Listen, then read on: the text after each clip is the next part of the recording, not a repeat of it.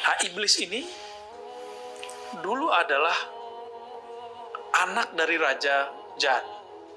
Jan itu satu makhluk yang ada sebelum manusia Tinggal di bumi.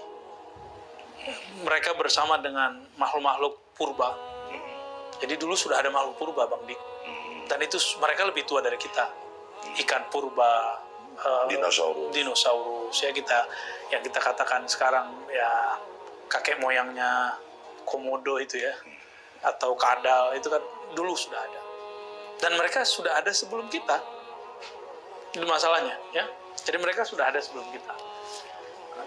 Komunitas Al-Jan ini berbuat kerusakan di muka bumi. Lalu Allah kirimlah meteor.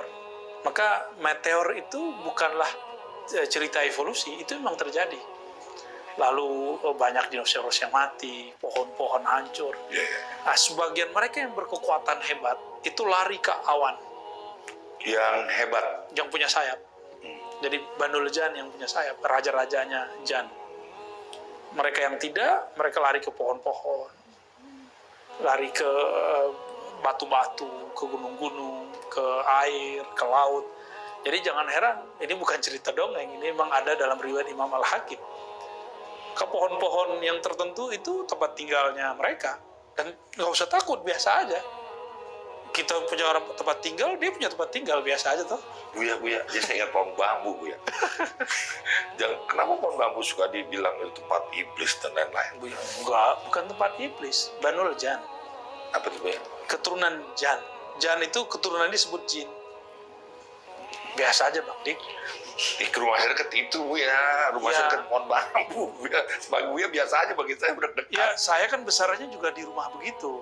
Di belakang rumah saya juga ada bambu besar, terus ada kuburan. Ya? Biasa aja.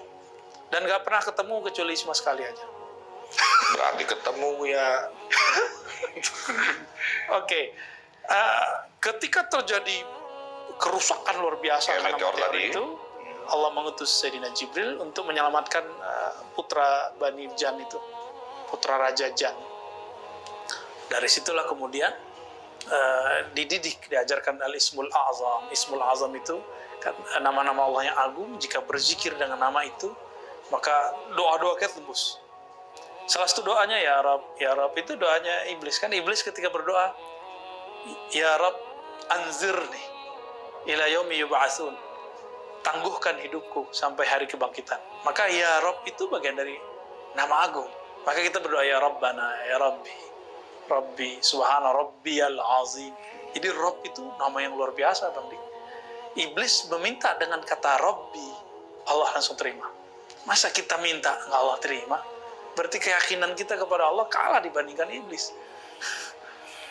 Terus karena dia diciptakan dengan narul izzah, narul izzahnya Allah, maka dia berdoa juga biizzatika, dengan izzahmu ya Allah yang ada pada diriku. Itu maksud dia. Maka aku akan sesatkan Bani Adam. Itu kata-kata si iblis. Sesatkan Bani Adam. Ya. Nah, sebelum sampai ke masa itu, si iblis ini diberikan nama-nama. Iblis itu? Si iblis dulu namanya masih Azazil. Jadi dia belum punya pangkat baru namanya iblis. Dia jadi calon malaikat.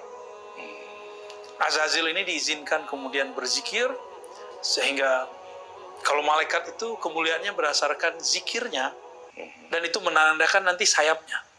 Jadi jika zikirnya lebih banyak, mas sayapnya lebih banyak. Jibril adalah yang paling lengkap. 360 kanan, 360 kiri. Dahsyat sekali.